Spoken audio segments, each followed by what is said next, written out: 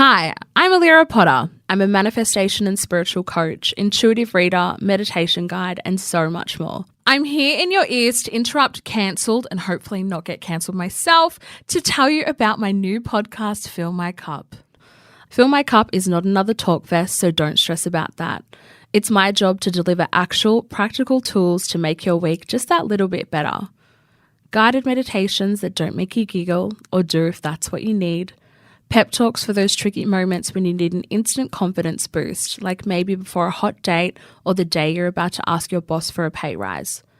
It's practical tools that deliver 2 mood-boosting intervals in your week, exactly where you need them the most, on a Sunday evening and a Wednesday morning. Here is a little snippet. This episode of Fill My Cup is brought to you by Boost Effervescent Vitamins, the great tasting vitamin boost. You're listening to a Mamamia podcast. Mamamia acknowledges the traditional owners of the land we have recorded this podcast on, the Gadigal people of the Eora Nation.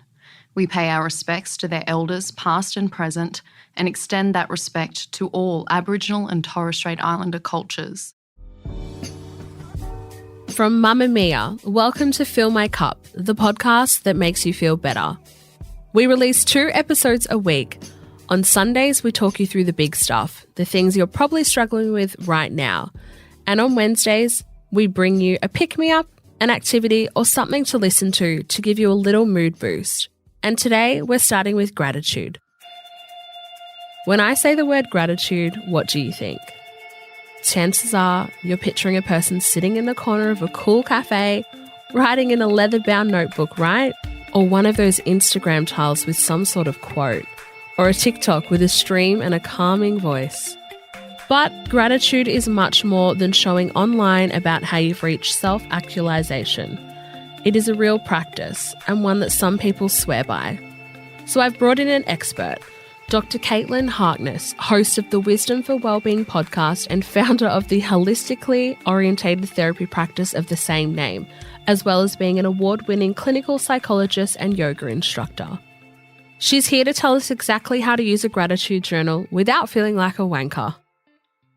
So why does gratitude work? Well, it's really interesting, isn't it? Because we often think gratitude is this sort of hippy-dippy, good vibes only practice. And I do not endorse the good vibes only framework. I think toxic positivity is really problematic in so many areas of our lives. There is a host of research, of evidence that supports well-being practices. And the reason is actually, if we look at our brains from an evolutionary framework, we have a negativity bias. So what this means is that we evolved to survive.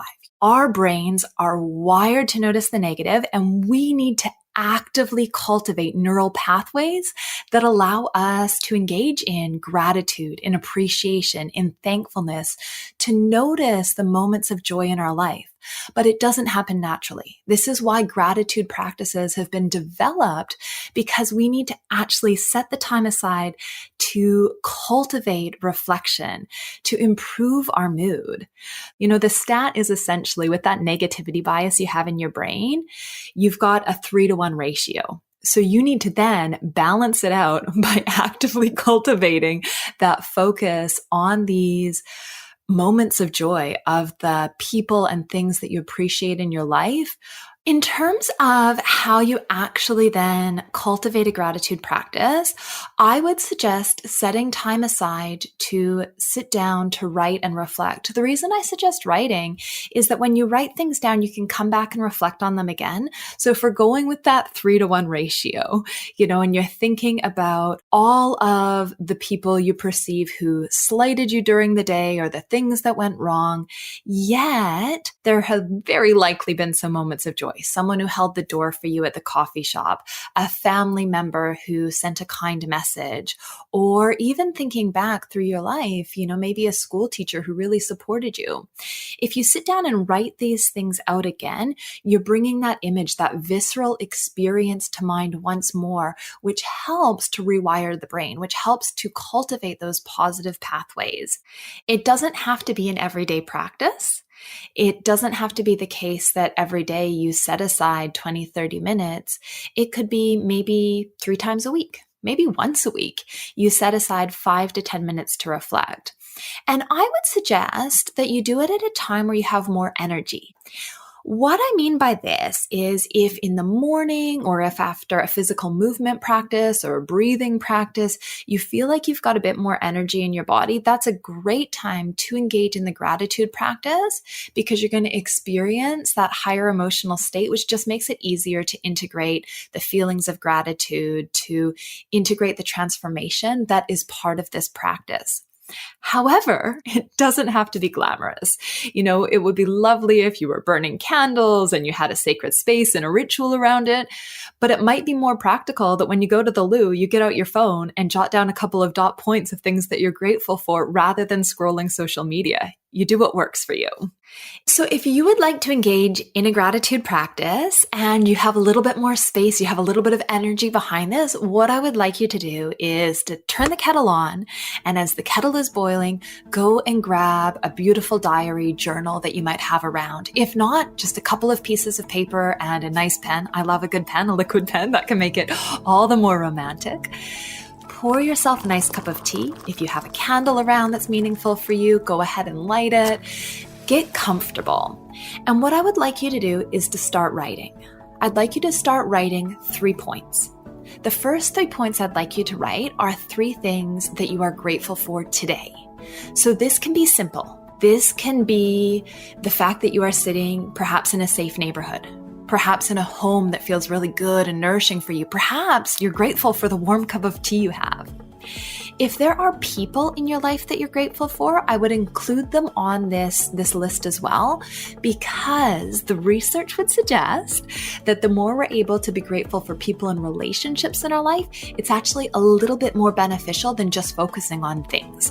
So if there are some wonderful people, some important relationships that you can acknowledge, take a moment to include this on your list. From here, if you've got a bit more energy and space, you might start to build what I call your default gratitude list. So you could have this list at the back of your journal or on a separate sheet of paper and start to list things in your life generally that you're grateful for, not necessarily just today. The reason I'd like you to build this list is that in times that are really challenging and painful for you, where it's harder for you to even get out of bed or shower in the morning, if you have this list, you can look at it and start to really cultivate a visceral sense of these things that you're gratitude for, helping to transform the emotional state in times that you're struggling.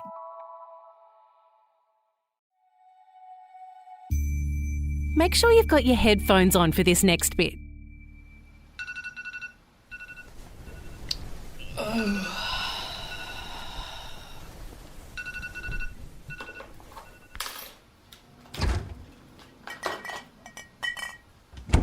If you live life on the go, Voost has you covered with their A to Z range of effervescent vitamins and minerals.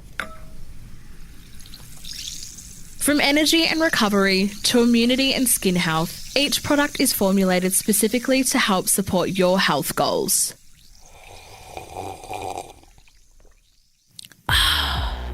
So, if you're sick of taking boring tablets and capsules, Voost Effervescents are convenient, hydrating and delicious. Just add water and experience the fizz. Gotta go! Voost, the great tasting vitamin boost. Always read the label and follow the directions for use.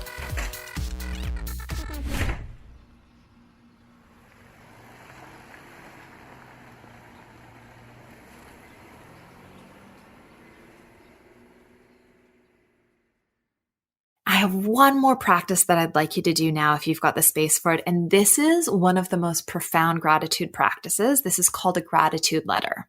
Now, you can write this in your journal. You don't have to give this letter to someone. However, you might choose to write it on a separate piece of paper so that you can hand this letter to someone when you've completed it. I'd like you to think of someone in your life who has made a difference.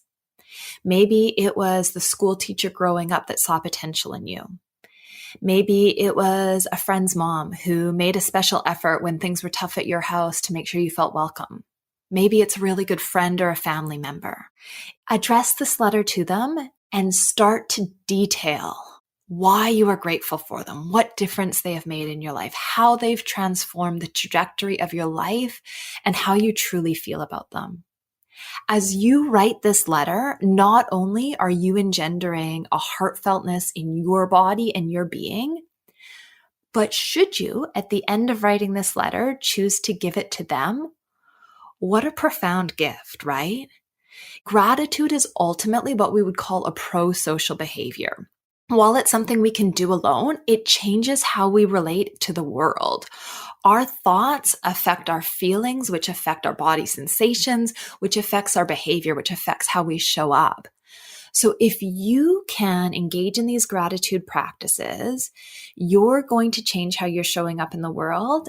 And perhaps in handing this letter to someone you care deeply about, you might change how they're experiencing the world at this point in time.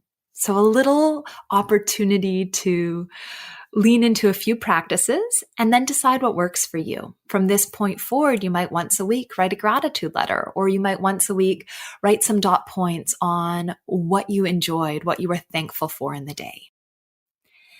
Now, as you've finished off your writing, I'd like you to take a moment just to breathe into your body, to sit and to notice how you feel viscerally.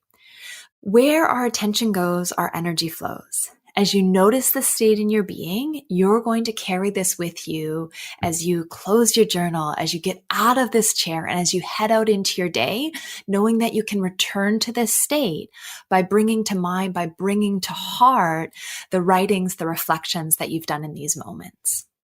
So if you would like to connect, I can be found at drcaitlin.com, and I'm on Instagram and Facebook at Dr. Caitlin.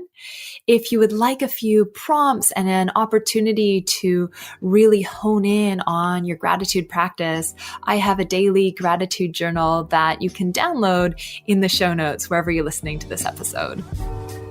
Thank you for filling your cup with me today. I'm Allira Potter, and if you want to follow me on Instagram, my Insta is allira.potter. I'll be back in your ears on Sunday with something a little bit more saucy to fill your cup. This episode is produced by Michaela Floriano. The executive producer is Tia Usich.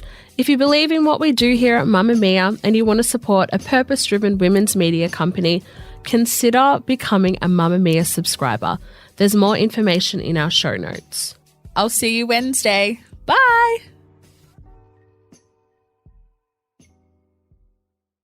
This episode of Fill My Cup was brought to you by Boost Effervescent Vitamins. The great tasting vitamin Boost.